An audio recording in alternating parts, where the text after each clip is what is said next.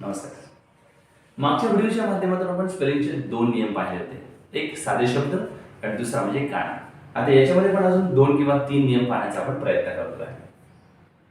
Number 3 चा नियम जो आहे दॅट इज रिलेटेड विथ अनुस्वार. मूळतः अनुस्वाराचे काही शब्द असतात की जे स्पेल करत असताना त्याला आपल्याला उच्चारानुसार वाक्यातील त्या शब्दातील उच्चाराप्रमाणे आपल्याला एम किंवा एन चा वापर करावा लागतो. एम किंवा एन चा वापर कशाप्रमाणे करायचा असतो तर उच्चाराप्रमाणे, शब्दाच्या उच्चाराप्रमाणे त्याचा वापर करावा लागतो. फॉर एक्झाम्पल शंकर, शब्दानुसार शन न चा उच्चार आला म्हणून श साठी आपण एच वापरतो. अनुस्वारामध्ये न चा उच्चार आला म्हणून एन चा वापर करायचा आहे. शं. क साठी के जोडायला काही नाही म्हणून ए आणि र साठी आ चा वापर करायचा आहे. प्रत्येक अक्षरागणित जर आपण रूल लावला ना तर आपलं स्पेलिंग अजिबात चुकणार नाही.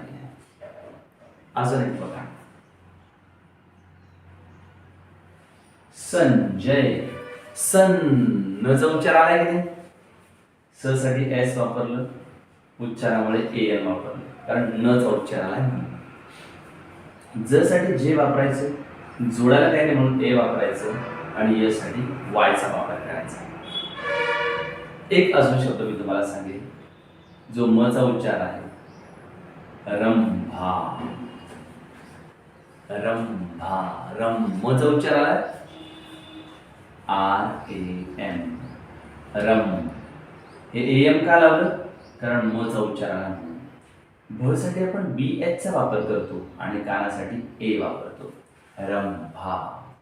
या पद्धतीने आपण अनुस्वाराचे जे काही शब्द तुम्हाला प्रॅक्टिससाठी दिले, लक्षात ठेवा शीटमध्ये दिलेली प्रॅक्टिस म्हणजेच लास्ट प्रॅक्टिस आहे असं नाही. या व्यतिरिक्त पण तुम्ही शब्द घेऊन अनुस्वाराचे स्पेलिंग बनवून पाहण्याचा प्रयत्न करू शकता. राईट. नियम नंबर 4. अनुस्वाराच्या नंतर तो महत्त्वाचा नियम येतो दॅट इज कॉल्ड ॲज रफार, ज्याला आपण खालील रफार असं म्हणतो. लक्षात ठेवा हे थोडंसं रफ करतोय मी, तुम्ही लागलं त्या व्हिडिओमध्ये फॉरवर्ड आणि बॅकवर्ड करून पाहू शकता, काही इश्यू नाही. रफार, या रफारासाठी आपल्याला RA चा वापर करावा लागतो. RA. जसं बघा प्र जर असेल वाक्यामध्ये त्याला PRA लागेल. श्र जर असेल तर SHRA लागतं. क्र जर असेल तर KRA लागतं. या पद्धतीने आपण शब्दांमध्ये या प्रकारच्या वाक्यरचनेचा, या प्रकारच्या रचनांचा उपयोग करू शकतो. आता एखादा शब्द बनवून पाहूया.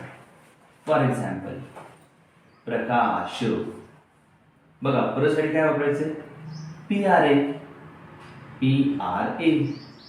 क साठी के, कानासाठी ए आणि श साठी SH चा वापर करतो आपण. ॲटो प्रोसेस मध्ये स्पेलिंग तयार झाले. अजून एक शब्द आपण पाहूया, श्रावण. श्रावण महिना असतो काय, श्र साठी काय सांगितलं आपण, SHRA श्र. व साठी मी जोडायला काही नाही, ए. न साठी एन, श्रावण. या पद्धतीने आपण रफाराची स्पेलिंग देखील बनवू शकतो.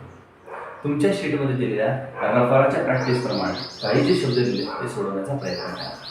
आणखी काही शब्द घेऊन प्रॅक्टिस केली तरी नक्की चालेल. पुढचे नियम पुढच्या व्हिडिओच्या माध्यमातून पाहूया. Thank you very much.